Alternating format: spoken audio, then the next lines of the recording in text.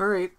So there are items that come up during the day that I look at and I go, I don't know if I should do a whole video on that. So here are the news and notes of the day. They talk about the Sens crushing Alberta. This is more important. So Mark Streit is already out for Montreal. When Montreal brought in Mark Streit,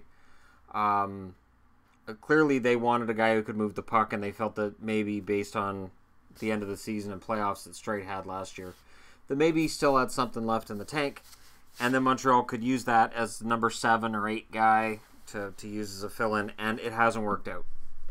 So both the Habs and Mark Streit have agreed that this is the best way to go, terminating the contract.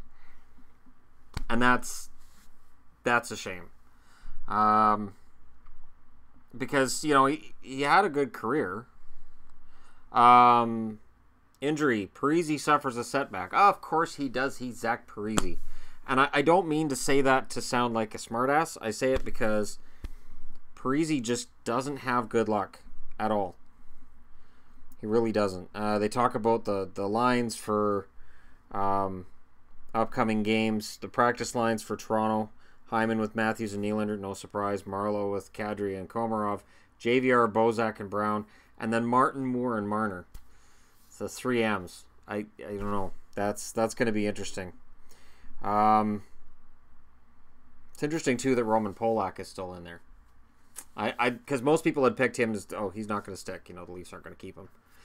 And then for Edmonton, Maroon, McDavid, and Yamamoto. So Draisaitl's on the IR with concussion symptoms. He is the newest concussion victim. And I think the interesting thing is that both Draisaitl and Fleury are out with concussions and weren't hit with something that was suspension worthy. Concussions happen. And the NHL knows that, and the players know that, and it's a shame. And you can never really attach a timeline to when a concussion is going to be done. Ryan Strome being moved up to the second line by the Oilers is a sign they're trying to get him going. We'll see. The injury to Draisaitl gives Yamamoto the best chance he's had. It really does. And Matt Benning is back for the next game after being a healthy scratch the last game. We'll see how long that goes. I wouldn't be surprised to see Benning being in and out of the lineup a little bit, especially towards the start of the year. It happens a lot with the young guys. Drake Caggiula is on injured reserve, so neither he nor Draisaitl obviously will appear tomorrow night against the Hurricanes. So that'll be interesting for them. On the Jets news, Ehlers, Scheifele, and Wheeler are still together because, of course, they are. Connor, Little, and Laine. That's a deadly top 6. If Kyle Connor can become the guy that the Jets project him to be, that is one hell of a deadly top 6. Matthias, Kopp, and Tanev on the third line, and then Dano, Padan, and Armia on the fourth line. I wouldn't be surprised to see Armia up on that third line and Tanev on the fourth line. Morrissey and Trouba, Enstrom, Bufflin, Poolman, Myers. And we'll see how that works out. Zach Parise suffered a setback and left Monday's practice early. Bruce Boudreau said he didn't know how much of a setback, but apparently Parise felt great before practice, which doesn't tell us anything really. Lars Eller was out because he was feeling ill for the Capitals.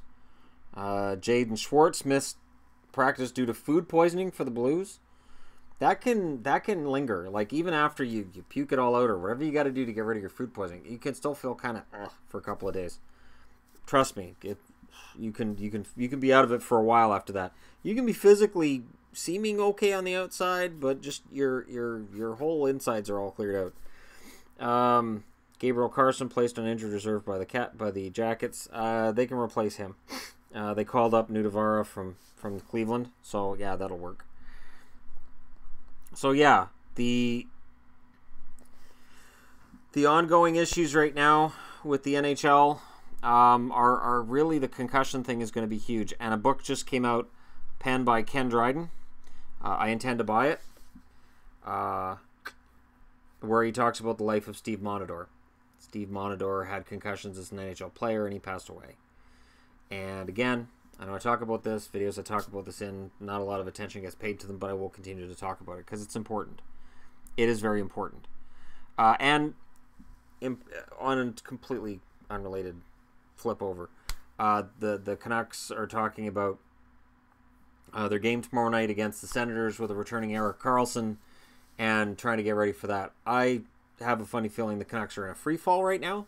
I'll talk about this more tomorrow when I do the preview for Tuesday's games. But this could get ugly. Karlsson being back and all, and having been at the game between Ottawa and Vancouver and seeing that they really didn't match up well against Ottawa. And now you add Karlsson to that blue line. I mean, the only thing that to me saved the Canucks and got that game into overtime was that they didn't have Karlsson on that blue line. If you had Karlsson on that blue line feeding those forwards, they would have had another extra probably 5-10 shots in the game. The Canucks would have had fewer shots, and it's probably a 4-1 game. So things just get scarier if you're playing Ottawa, if you're one of the lesser lights of the NHL.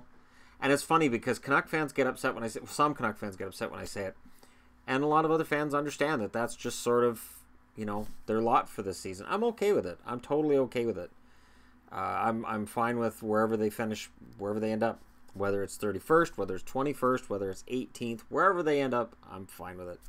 So let me know what you guys think about the news and notes of the day. Again, these are all just little minor things that I don't feel like doing a whole video for. But let me know what you guys think in the comments section below. The comments on the giveaway were a lot higher, I think, than any of us anticipated. Any of us being myself and Yvonne. So she's going to go with a random generator that will get her all straightened out, and we'll do that giveaway when we get home. It is still open until we get home from wrestling. Wrestling's at 7:30 tonight. That's why I'm wearing a New Day shirt. And if you want to say New Day sucks, that's just fine. But live, they're a lot of fun. It's the reason I have a New Day shirt. And the Calgary hat. The Calgary hat is because Natty Neidhart's going to be there with her title. And she's from Calgary. So, I can't call it Calgary, or she'll know I'm not from Calgary. What else could I... Oh, I could wear a Flames jersey, but then I wouldn't be wearing my New Day, so I'm not going to do that. But, yeah, it's going to be fun tonight. And if you're wondering about that, I will be doing a review after we come home from the event on my Entertainment Guy channel, which is connected directly to this channel.